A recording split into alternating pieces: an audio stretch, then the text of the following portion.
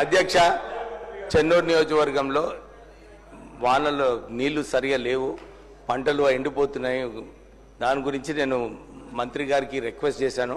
ఓ 2 TMC నీళ్లు చెన్నూరు నియోజకవర్గానికి ఎల్లంపల్లి నుంచి రిలీజ్ చేయమని చెప్పి వారిని రిక్వెస్ట్ చేయడం జరిగింది. పోయిన సంవత్సరం ఎల్లంపల్లిలో 8 TMC స్టోరేజ్ ఉండే, ఈ సంవత్సరం 12 TMC ఉంది.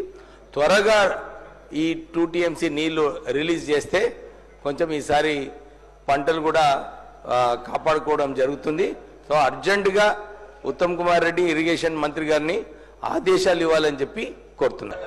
అధ్యక్ష చెన్నూరు నియోజకవర్గంలో వానలో నీళ్లు సరిగా లేవు, పంటలు ఎండిపోతున్నాయి.